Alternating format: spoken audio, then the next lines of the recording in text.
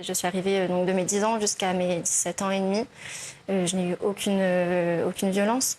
Après, c'est toujours difficile de trouver sa place dans une famille d'accueil, surtout après ce que j'avais vécu avant. Donc, c'est très bien passé. Je pense que je me suis sentie vraiment épanouie à partir du moment où j'ai eu mon indépendance presque à mes 18 ans.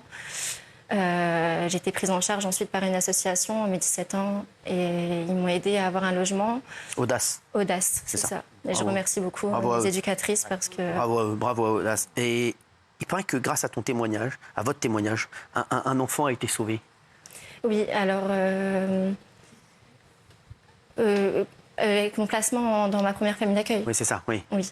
Alors, il y a le petit garçon qui a été scotché autour de l'arbre. Lorsque je suis arrivée dans ma deuxième famille d'accueil, oui. J'ai averti tout de suite qu'il y avait ce petit garçon qui est encore là-bas. Donc, les services sociaux sont intervenus à l'improviste dans cette famille. Et ont ont remarqué que ça se passait mal et ont enlevé le petit garçon.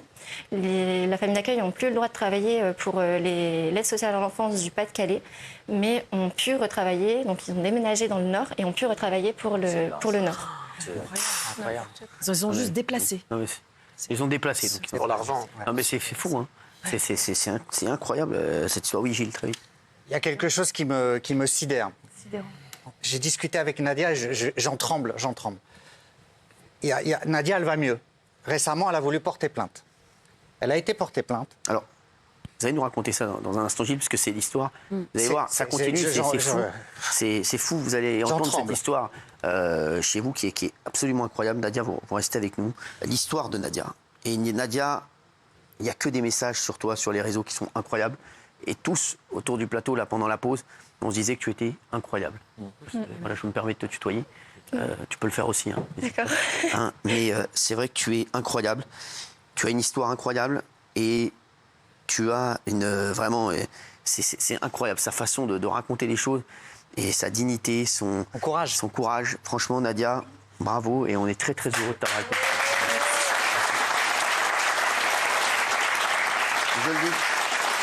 Et tu sais, c'est pour des témoignages comme les tiens qu'on aime cette émission, que j'aime faire cette émission et que je fais encore cette émission. C'est vraiment... Voilà, ça, tu resteras un des témoignages les plus importants de l'histoire de l'émission. Je te le dis, vraiment. Vraiment. Merci. On va reparler de... Parce que ton histoire, elle est incroyable. Donc, tu étais dans une famille d'accueil qui t'a fait subir des sévices inadmissibles, incroyables. Et Gilles Verdez voulait raconter aux téléspectateurs ce qui se passe actuellement parce que c'est fou. Vous allez vous dire chez vous, là, je vous dis, vous allez tous être énervés ce soir. Donc Nadia, on a vu, de l'âge de 3 ans à l'âge de 10 ans, elle a subi des sévices graves dans une famille d'accueil, des sévices très très graves qu'elle raconte. Oui. Aujourd'hui, elle s'est reconstruite, elle va mieux. Et récemment, elle se dit, un acte salutaire, je vais aller porter plainte pour que ça ne se reproduise plus, que ces gens soient sanctionnés. Et pour tous les jeunes aussi qui sont des enfants martyrs et victimes de ces bourreaux d'enfants. Elle va porter plainte. Les gens qui la reçoivent cherchent et disent « Oh là là, mais ça c'est rien, c'est un délit. Délit, c'est 6 ans pour porter plainte, c'est prescrit. Vous ne pouvez pas porter plainte. » C'est doublement scandaleux parce que la prescription ne joue pas a priori. On a le droit de porter plainte, donc on va y retourner porter plainte. Vous allez de nouveau aller porter plainte. Ce qui s'est passé est inadmissible. D'autre part, il n'y a pas de prescription parce que pour moi, là, on est dans des tortures et actes de barbarie sur mineurs vu ce qu'elle raconte. Et ça, c'est 20 ans pour prescrire. Et ces gens-là, ils risquent 30 ans. Donc la manière dont elle a été traitée après tout ce qu'elle a vécu par les autorités, c'est abominable. Pour moi, c'est une deuxième blessure qu'on lui inflige. Quand elle m'a raconté ça, j'ai dit « Mais Nadia, c'est pas possible. C'est impossible ce qu'on vous a fait. » Comme vous dites souvent, Cyril, on marche sur la tête. Vraiment, mais là, c'est... Il faut un avocat qui s'empare de tout. Voilà, il faut que vous soyez entendu. Nadia, parce que votre démarche, elle est belle. si on peut vous aider là-dessus, on peut pas l'accompagner. Ce serait avec plaisir. Avec un avocat qui puisse... Vraiment, si on peut vous aider, la production et moi-même, avec un avocat qui peut vous aider là-dessus, parce que c'est important et il faut qu'on soit à vos côtés. Et si vous avez besoin d'aide, on sera bien sûr là pour vous aider, pour faire les démarches avec vous et vous aider là. Non, parce qu'on sait que c'est pas évident et que ça coûte énormément d'argent. Voilà. Donc, merci beaucoup. Vous nous direz après, voilà, on vous mettra en contact.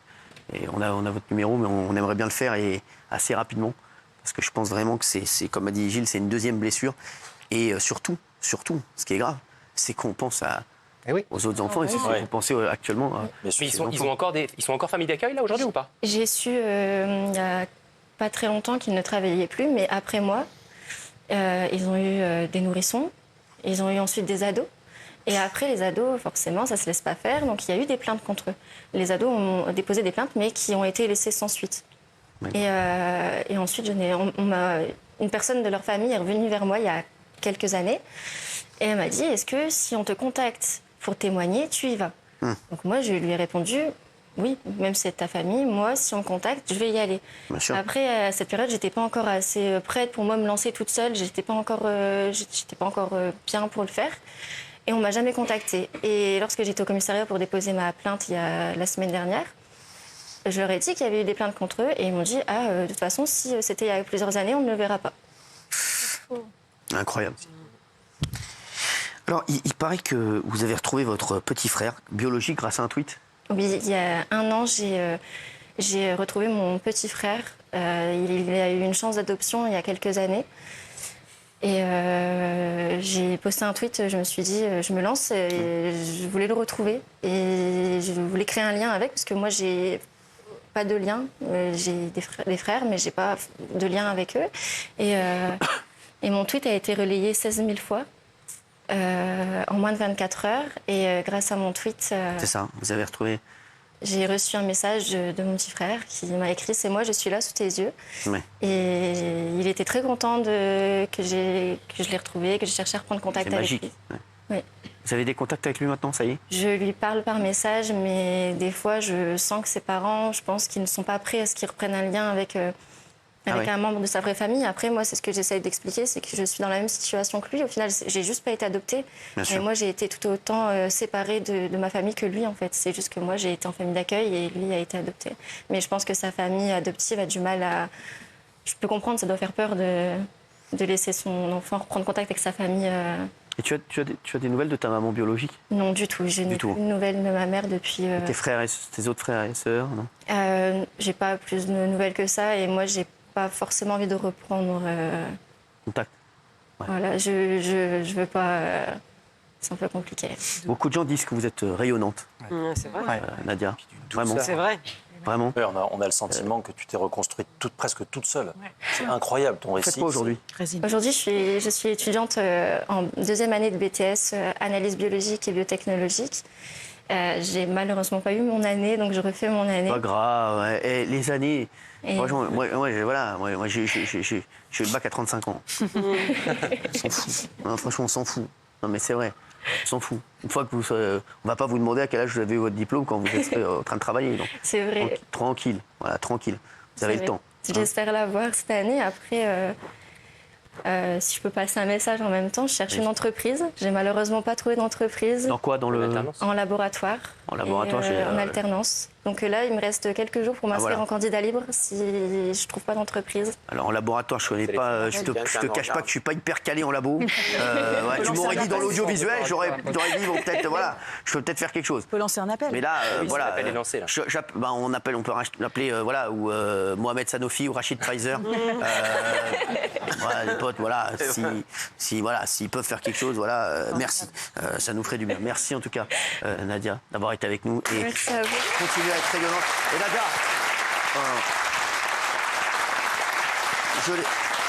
Nadia, je le dis, il faut vraiment qu'on s'occupe de vous là.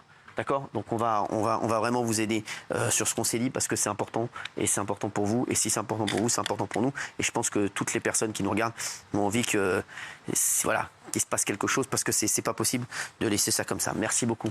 Merci Nadia. Merci Nadia. Vous allez croiser Rasradamus dans le couloir. C'est Myriam Palomba. Donc surtout ne lui parlez pas. Et ne la regardez pas dans les yeux. Non mais je vous le dis. Donc je vous donne juste un conseil. Voilà, c'est quelqu'un qu'il faut. Il ne faut pas la croiser. Voilà, c'est vraiment.